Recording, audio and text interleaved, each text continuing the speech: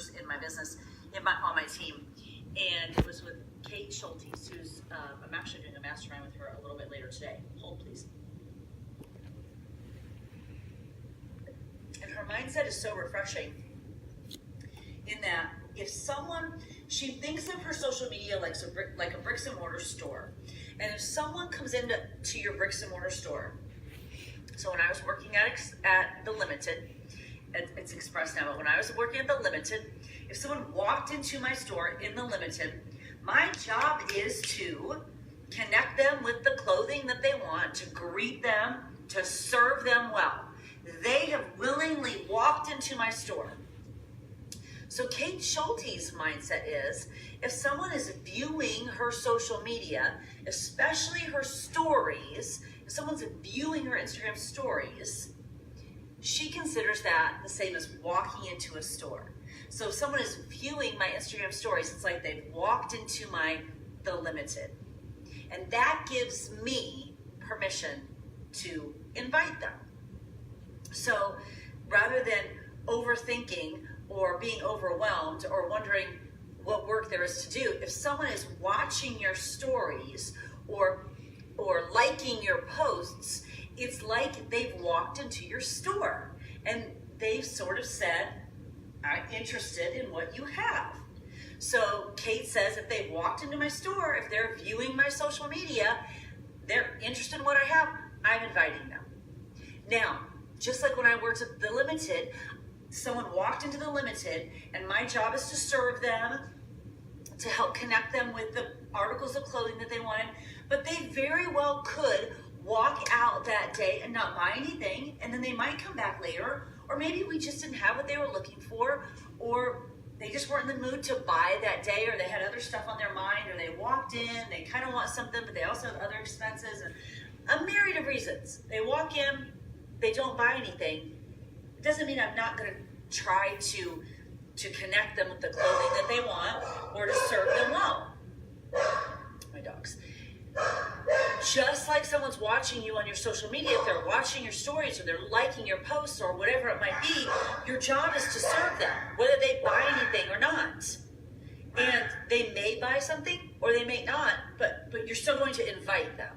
So I hope I'm articulating that correctly, enough for you to understand that if someone's watching your stories and liking your social media, consider that them walking into your bricks and mortar store and that they are interested and you're inviting them.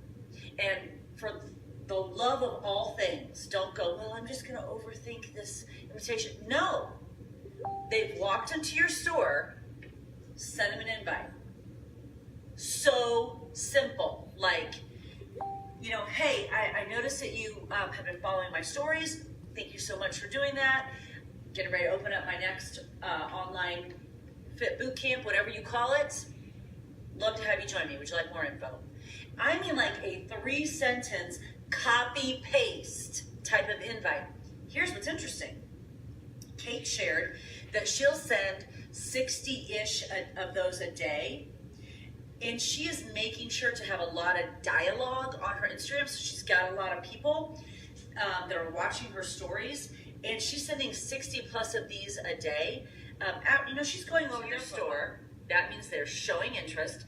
They're walking into your social media. They're sharing interest. If they're showing interest, just like someone walked in, like imagine if you walk into Starbucks, you're interested in getting something at Starbucks, right? I'm interested in getting my unsweetened green iced tea. That's why I walked into Starbucks. I didn't just walk into Starbucks and like wander around Starbucks. I'm not interested in anything. I'm going there because I'm interested in something. So if they're on your social media, they're interested in something that you have, consider that an invitation to you to invite them. If they don't want it, they'll say no. Who cares? That's not on you. That would be like me, when I worked at the Limited, I might say, here's this shirt or here are these pants or whatever. They might have said no. I did not run screaming from the Limited saying, I suck, I should leave, and I should never sell clothes again. No, I went, all right, cool. What else can I connect them with? Or maybe this just isn't their day. And I kept working. It's not up to us whether they say yes or no. It's up to us to invite them. And if they're showing up on your social media, they're walking into your store, and you can invite them. And Sydney Maurer, who I'm sure many of you know in corporate, shared this with some of my leaders last week. Who are we to decide for someone else? And she has a story that I hope you get to hear sometime, but it's her story. I want her to tell it to you. But she shares a story that, she knew someone who was a coach, blah, blah, blah, and they didn't invite her. And the person who didn't invite Sydney before she worked at Beachbody was like, well, you look like you got it all together, why would you need Beachbody? And Sydney said, I just remember thinking, who are you to decide for me what I need and what I don't need? Who are you to decide that, maybe I need more fitness in my life. Maybe I need that shake in my life. Maybe I need income. Maybe I need a community, whatever. Who are you to decide for me? So take those two sort of concepts and match them together.